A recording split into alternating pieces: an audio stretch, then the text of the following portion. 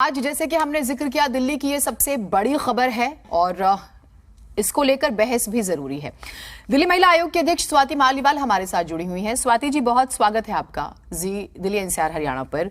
हमने दोपहर में भी बात की थी स्वाति जी, और सवाल ये है कि फुल स्टॉप क्यों नहीं लग पा रहा इस तरह की घटनाओं पर। हम क्यों पढ़ें इस तरह की खबरें जिसमें असुरक्षा हो, जिसमें डर हो, छोटी छोटी बच्चियों में, महिलाओं में, क्योंकि डाटा पे भी चर्चा करेंगे। एनसीआरबी का जो डाटा है, हम क्यों इस पर बात करें? जी, बात तो करनी पड़ेगी। और कितने दुख की बात है कि 10 साल पहले जब निर्भया के साथ रेप हुआ था, इतनी बुरे हाल में उसको छोड़ा था, उसकी मौत हुई थी और पूरा देश सड़कों पे आया था। मेरे को भी याद है, मैंने भी लाठी खाई है, आप भी कहीं ना कहीं लाठी खा रही होंगी। उस वक्त इतना बुरा हाल था और लोगों ने क्या मांग करी थी? सब लोगों ने साथ आकर मांग करी थी कि हमें एक सुरक्षित भारत चाहिए, हमें एक सुरक्षित दिल्ली चाहिए। अब 10 साल हो गए, परसों 10 साल पूरे हो जाएंगे, लेकिन अभी तक कोई बदलाव नहीं हुआ। मेरे हिसाब से बहुत ही ज्यादा शर्म की बात है कि दिल्ली देश की राजधानी में एक स्कूल गोइंग छात्रा, वो चल रही है, अपनी छोटी बहन के साथ सड़क पे चल रही है, स्कूल जाने के लिए चल रही है, और उसके ऊपर लोग एसिड फेंक के चले जाते हैं और फिर गायब हो जाते हैं। दिल्ली पुलिस को नोटिस तो हमने इशू करा है, इन लोगों को तो अरेस्ट करेगी दिल्ली पुलिस, हर हाल में करेगी, और इनको सख्त से सख्त सजा दिलाने में दिल्ली महिला आयोग अपना पूरा काम करेगा। लेकिन इतना बड़ा सवाल है, इतना दुख की बात है कि महिलाएं बिल्कुल असुरक्षित है हमारे देश में, और स्पेशली देश की राजधानी में। 8 महीने की बच्ची के साथ रेप हो जाता है, 90 साल की औरत के साथ रेप हो जाता है, और रेपिस्ट का दिन ब दिन हौसले बुलंद होते जा रहे हैं। उन्हें लगता जा रहा है कि कोई सिस्टम कुछ बिगाड़ेगा ही नहीं, ज्यादा से ज्यादा क्या है, हाँ ठीक है कुछ दिन जेल में निकाल लेंगे, कोई फर्क नहीं पड़ता। इस तरीके के माइंडसेट को जब तक हम एक स्ट्रॉन्ग एक्शन से काउंटर नहीं करेंगे, मेरे हिसाब से कुछ नहीं बदलेगा। आपने बड़ी अच्छी बात कही है, लेकिन क्या हम कर पा रहे हैं? और जो मैं समझती हूँ कि हर स्तर पर जिम्मेदारी है, मेरी अपने स्तर पर, आपकी अपने स्तर पर, फिर हम पुलिस का जिक्र करें, दिल्ली गवर्नमेंट का भी जिक्र करेंगे।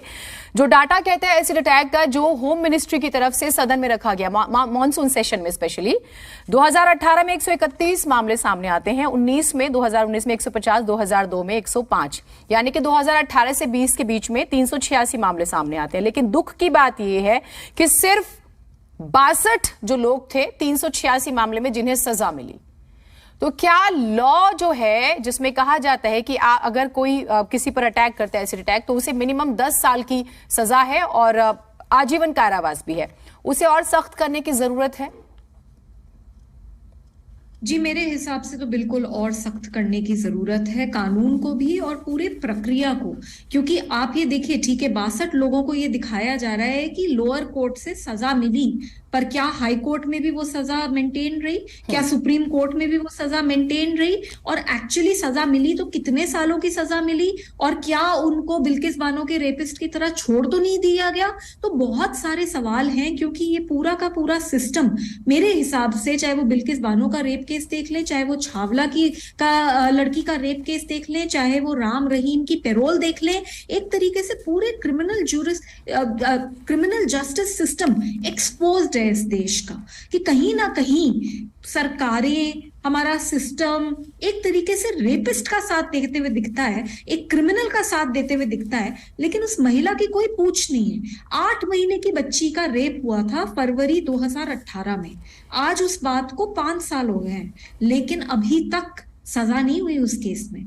तो आप सोचिए, 8 महीने की बच्ची जिसके साथ रेप हुआ, जिसके 3 ऑपरेशन हुए, वो अपनी पूरी जिंदगी, जब वो बड़ी होगी तब तक सजा नहीं होगी, और उसको पता नहीं, मतलब जो चीज के बारे में उसको याद भी नहीं है, उसको सिस्टम बार बार बार बार बार बार याद दिलाएगा। तो सच तो यही है कि एक बार एक लड़की का कुछ लोग रेप करते हैं, एक लड़की के ऊपर कुछ लोग एसिड फेंकते हैं, और फिर पूरा सिस्टम मिलके रेप करता है। जब तक ये बदलाव नहीं होगा, मेरे हिसाब से कुछ नहीं बदल सकता। नहीं तो फिर तो हमें इस पर बहस बहुत ज्यादा करनी होगी कि जिम्मेदारी किसकी तय करें। मैं अलग अलग पहलुओं पे मैं इस तरह से बात करने की कोशिश करना चाहती हूँ स्वाति जी, ताकि हम हर स्टेप पर जिम्मेदारी तय कर सके। हमने डाटा का जिक्र कर लिया, किस तरह से उनका सक्सेस रेट देखिए, सजा मिले वो कितना निराश करने वाला है। जब सुप्रीम कोर्ट ने ये कह दिया 2013 में कि एसिड का जो हमला है वो हत्या से भी बुरा है, क्योंकि वो पूरी जिंदगी बर्बाद करता है। कैसे? निजी जिंदगी तबाह होती है, सामाजिक जिंदगी तबाह होती है, और आर्थिक जिंदगी भी तबाह हो जाती है, आर्थिक तौर पर भी हम अपने समाज के भेदभाव को नजरअंदाज नहीं कर सकते। उस सूरत में भी यह शर्त रखी गई है कि अगर कोई एसिड बेचता है तो लाइसेंस होना चाहिए, नहीं तो 50,000 से ज्यादा का जुर्माना है। खरीदने वाले को कारण बताना होगा, अपनी फोटो देनी होगी, उसके अलावा पहचान पत्र जो है वो देना होगा। फिर भी बिक रहा है तो लापरवाही किसकी माने हम? यहां पर जिम्मेदारी तो तय करनी पड़ेगी ना स्वाति जी।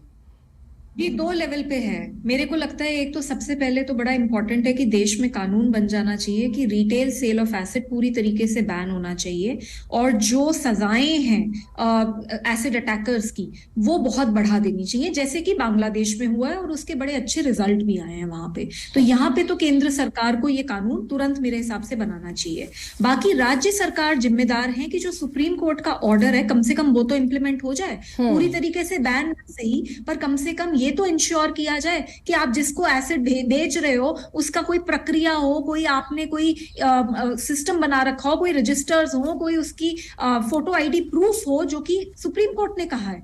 वहां पे राज्य सरकार जिम्मेदार है। जैसे हमने पिछले अभी 2 महीने पहले ही एक रिपोर्ट निकाली थी जिसमें हमने दिखाया था कि दिल्ली के जो एसडीएम है, जिनका काम है कि जा जाके इंस्पेक्शंस करना, जिनका काम है कि अगर इंस्पेक्शन में पाया जाता है कि एसिड गलत तरीके से बेचा जा रहा है तो पेनल्टी इंपोज करना, तो 3 डिस्ट्रिक्ट के तो एसडीएम ऐसे थे जिन्होंने कभी इंस्पेक्शंस करे ही नहीं। 3 डिस्ट्रिक्ट में पिछले 5 साल में एक इंस्पेक्शन नहीं हुआ। तो कौन जिम्मेदार है? ऑब्वियसली वहां की सरकार जिम्मेदार है, दिल्ली सरकार इस मामले में जिम्मेदार है, पूरी तरीके से जिम्मेदार है। तो मेरे हिसाब से दोनों सरकारों को और देश की बाकी सारी, बिकॉज ये जो हम बात कर रहे हैं, देखिए दिल्ली में हुआ मैटर एकदम हाईलाइट हुआ, ठीक है, लेकिन ऐसा नहीं है कि ये सिर्फ दिल्ली की समस्या है। देश का ऐसा कोई कोना नहीं है जहां पे एसिड अटैक्स नहीं हो रहे हैं। तो ये पूरे देश की समस्या है, और इसीलिए मैं ऐसा मानती हूं कि एक सुदृढ़ एकदम स्ट्रॉन्ग स्ट्रिंजेंट कानून बनने की जरूरत है। Retail sale of acid totally ban होना चाहिए, और बैन के ऊपर पेनल्टी होनी चाहिए, और कानून में एक ऐसा सिस्टम होना चाहिए कि अगर कोई एसिड बेचता हुआ पाया गया तो उसको जेल की सजा हो। जब तक हम इतने स्ट्रॉन्ग बनाएंगे तब तक ये अच्छी बात कही कि ये सिर्फ दिल्ली का मामला है तो हाईलाइट हो गया, अदरवाइज लुधियाना से भी खबरें आई थी पिछले दिनों, बहुत चर्चा रही। हम भागलपुर बिहार का भी मैं जिक्र करूंगी, पश्चिम बंगाल से भी खबरें आई, उत्तर प्रदेश से भी खबरें आई, आती हैं खबरें। दुर्भाग्य है कि जब कहीं से आती है तो हम थोड़ा सा उसके बारे में पढ़ते हैं, बात करते हैं। एनसीआरबी का डाटा भी कहता है, मैंने रेप के इसके एसिड अटैक के डाटा आपके सामने रखा। क्राइम अगेंस्ट वुमेन की जब बात करते हैं, 2020 में 9,782 थे, लेकिन ये 2021 में 13,892 हो गए, मतलब बढ़ गए। तो क्या हम माने इसमें सोसाइटी कितनी रिस्पॉन्सिबल है? और मैं पुलिसिंग पर भी बात करूंगी कि क्या पेट्रोलिंग सही से नहीं हो रही है, जो टोल फ्री नंबर्स दे दिए जाते हैं वो सही से काम नहीं कर रहे हैं या नहीं करते हैं। ये भी बड़े कारण है कि महिलाओं के खिलाफ अपराध बढ़ रहे हैं, और दिल्ली को दुर्भाग्य से रेप कैपिटल कहा जा रहा है। अब ये देखिए कि इसी दिल्ली में G20 शिखर सम्मेलन की तैयारियां शुरू हो गई हैं, 1 लाख से ज्यादा मेहमान आने वाले हैं, और क्या हेडलाइंस बनेंगी अगर ये खबरें आएंगी तो। जी, मेरे हिसाब से अगर एक अथॉरिटी है और वो ढंग से काम करने लग जाए हमारे देश में तो फिर बहुत कुछ सुधर जाएगा, और वो है पुलिस।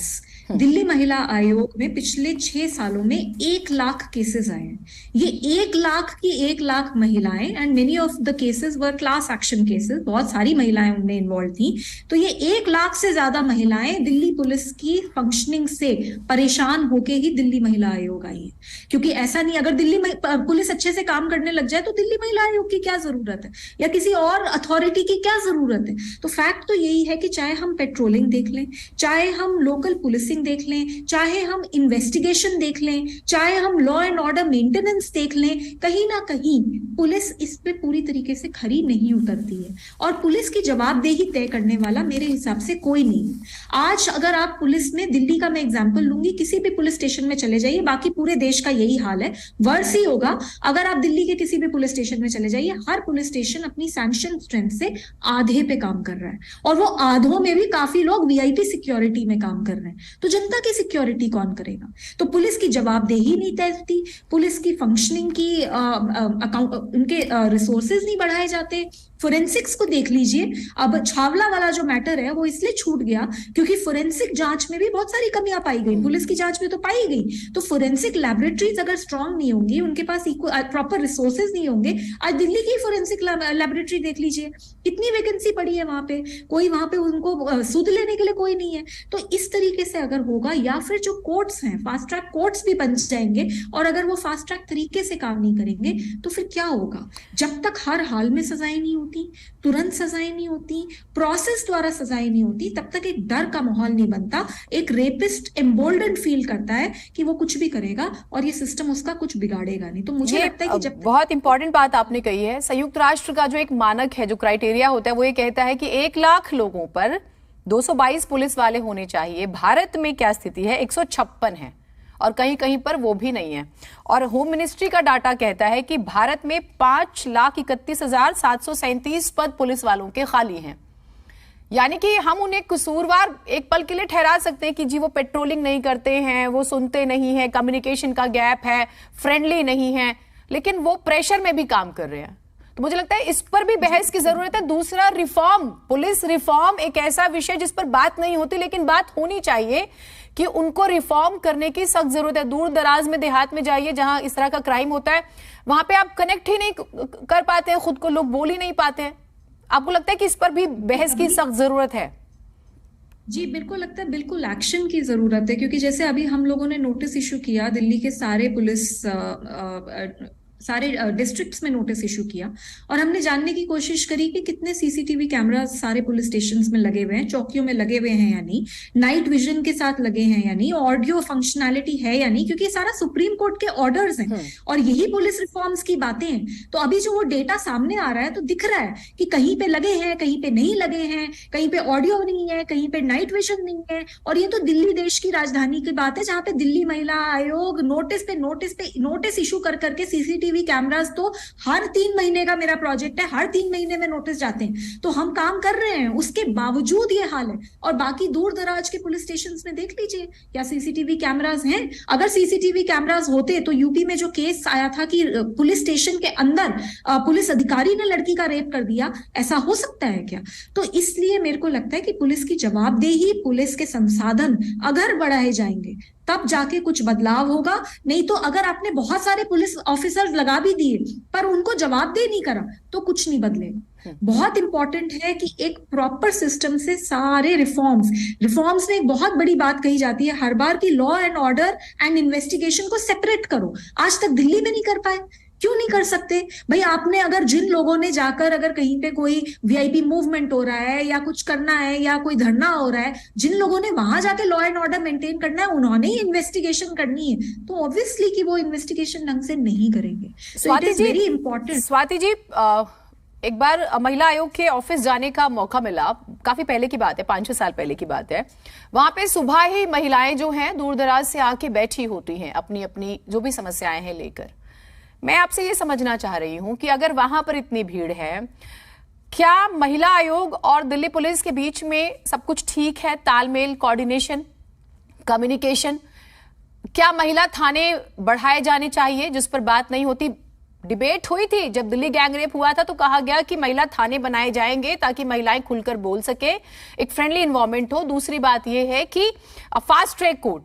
तो मुझे ये जरा कोऑर्डिनेशन आप बताइएगा कि कोऑर्डिनेशन है जिससे कि उन्हें सुबह 4 बजे आकर ना बैठना पड़े कि मेरी शिकायत यहां पर सुन ली जाएगी। मैं इसलिए बात करी क्योंकि वो मैंने खुद देखा हुआ है। जी, दिल्ली पुलिस के साथ अगर अच्छे से तालमेल होता तो मेरे ऊपर इतनी एफआईआर नहीं होती। तो हम इतनी मेहनत कर रहे हैं, इतना काम कर रहे हैं, फिर भी जब मन आता है दिल्ली पुलिस हम पे ही एफआईआर कर देती है, हमें क्रिमिनल्स की तरह ट्रीट किया जाता है। But that said, the point is that हमारे को पिछले 6 साल में 1 लाख केसेस हमने पे काम करा है। तो ये 1 लाख केसेस वही लोग हैं जो कि दिल्ली पुलिस की स्थिति से और उनके कार्यशैली से कहीं ना कहीं से डिसअपॉइंटेड हैं और उनको नहीं लग रहा कि उनके केस में कुछ काम हुआ है, तभी तो वो दिल्ली महिला आयोग आ रहे हैं। और कोऑर्डिनेशन की जहां तक बात है, हमारे से जो पहले चेयरपर्सन थे उन्होंने 8 साल में 1 केस हैंडल किया था। हमने पिछले 6 साल में 1 लाख केस हैंडल करे ठीक हैं है। और कई लाख नोटिसेस इशू करे हैं दिल्ली पुलिस को। तो देखिए, हमारा काम कोऑर्डिनेशन तो ठीक है, कोऑर्डिनेशन तो वहां होता है जहां दोनों पार्टीज इक्वली कोऑर्डिनेट करने के लिए ठीक है तैयार स्वाति हैं। जी। हम अपने आप को एक वॉच डॉग की तरह मानते हैं और हमारा काम है, हम नोटिसेस इशू करते हैं और हम पूरी कोशिश करते हैं कि सामने ठीक है, हम वाली उम्मीद अथॉरिटी करते हैं कि ये कोऑर्डिनेशन बने, दिल्ली महिला आयोग और दिल्ली पुलिस के बीच में भी समाज भी बराबर की जिम्मेदारी निभाए, हम भी अपनी जिम्मेदारी निभाए और दिल्ली सरकार भी और केंद्र सरकार भी। बहुत शुक्रिया, आपने अपना कीमती वक्त निकाला। स्वाति मालीवाल हमारे साथ, दिल्ली महिला आयोग के अध्यक्ष। और एसिड अटैक की घटना के बाद से एक बार फिर से बहस शुरू हो गई है कि आखिर महिलाएं, बच्चियां सुरक्षित क्यों नहीं है समाज में, और हर स्तर पर सभी को अपनी जिम्मेदारी निभानी होगी, आपको, मुझे, समाज को, पुलिस को, दिल्ली सरकार को, केंद्र सरकार को।